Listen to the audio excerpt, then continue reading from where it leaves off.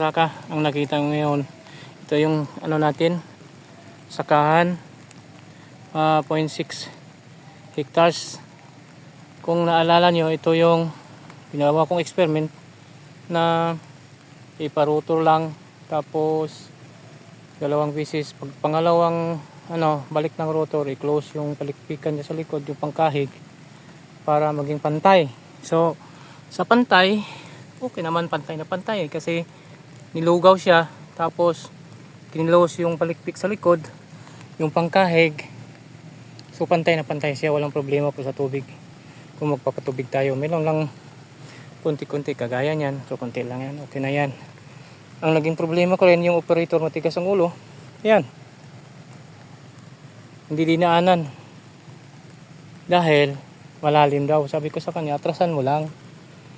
Hindi, ayaw So yung mga taong ganyan, sakto ang bayad, kulang ang serbisyo, wala na, hindi na tayo ulit yan.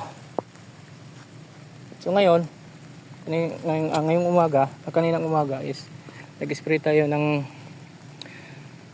glufosinate pangalawang beses kasi may mga tumubo na, at saka 2,4-D. So inulan, umaga kami nag-spray 6, 7, 8, 9, 10, 11, 12, 1, alauna umulan Ay, titingnan natin kung anong epekto nito. Ito. Ayan, pero halos patay na yung mga yung mga nakita mong green dyan, yung mga green na yan, yung taong pina-spray ko, kung wala ka doon, talagang hindi nila ayusin. Ayan green pa yung mga green na yan, hindi dinaanan ng spray yan, hindi dinaanan lang nung nag-spray sila. Ito may green pa dito. Kaya binalikan namin ngayon, yan may green pa. Ito hindi dinaanan to ito patay Ayun dyan hindi dito lang binuhos sa gilid. Yan, tinamad. Kaya kung magpa-labor kayo o magpa-spray, kailangan nandyan kayo kasi per tank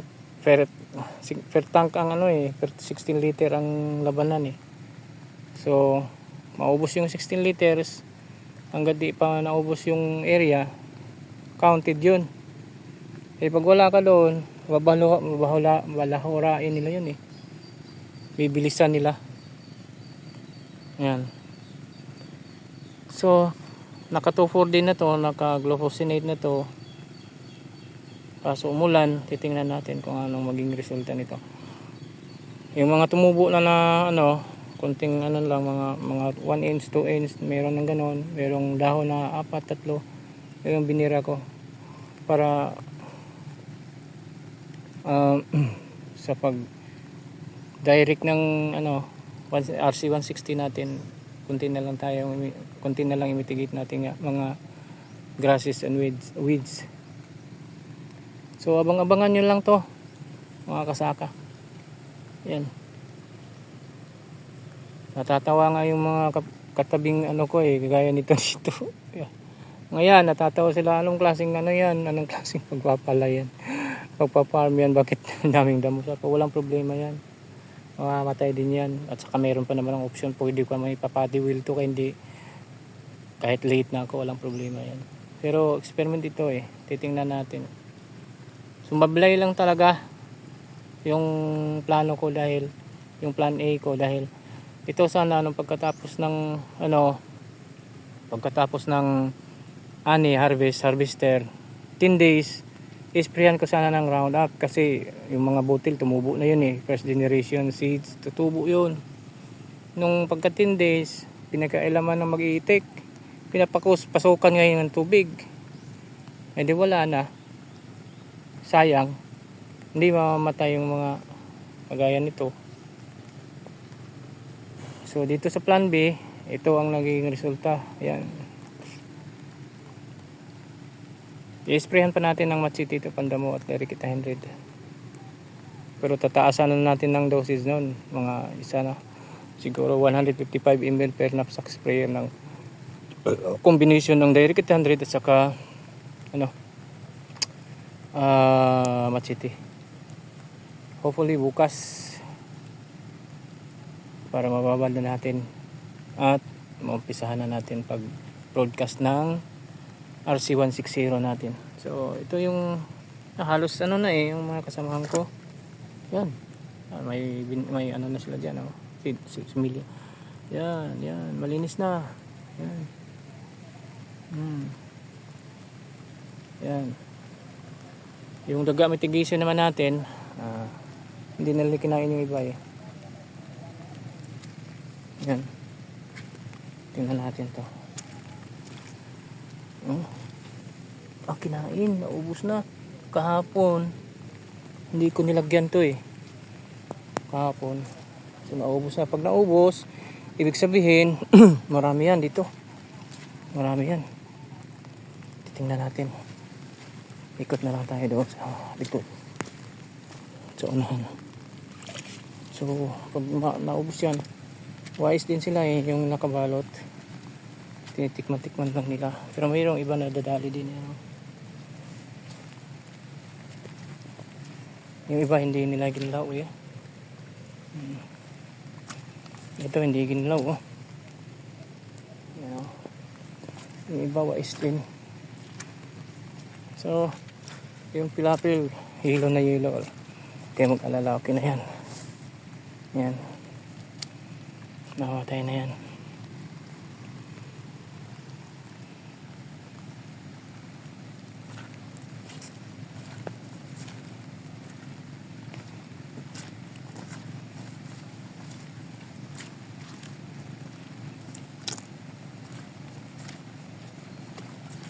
Hindi nila kinain. May laman. Yung mga kuwan hindi nila kinain. Binatasan lang. Yan. Patay naman. Mga damo. May mga tumutubo na eh. Ayan o, marami na. Green na siya. Ayan yung inaano natin. Mga agapan.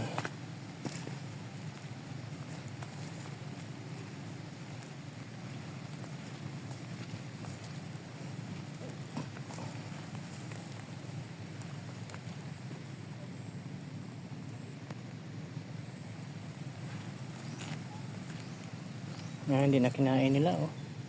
May laman na. May laman pa. Ayan.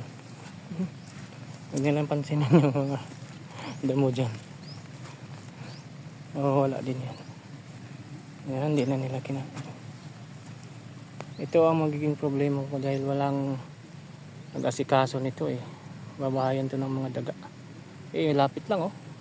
Direct seeding pa man sa akin. Ito walang umasikaso eh.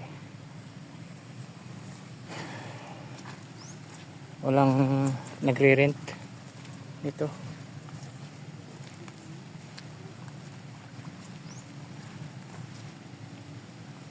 Wala na. Hindi na nila kinain eh. So ayan. May mga tumutubo na.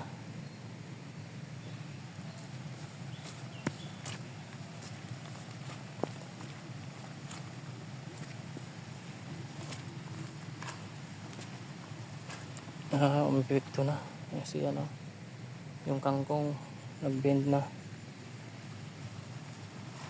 yung 240 yan, umipekto na yung 240.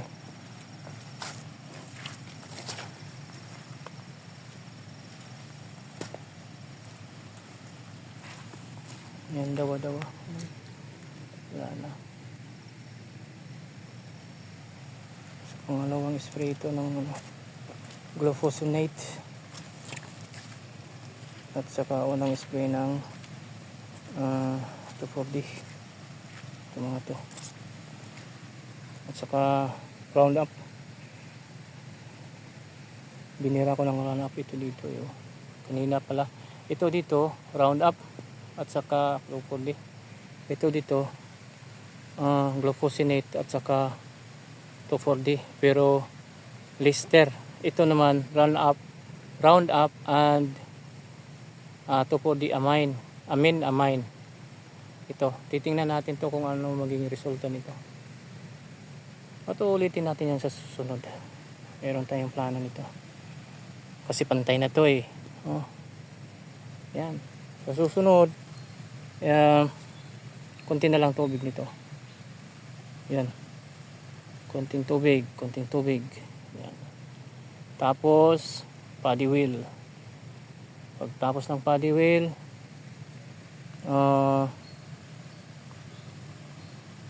ipapatag natin yung sapil, ang tawag dito sa Bisaya, sapil.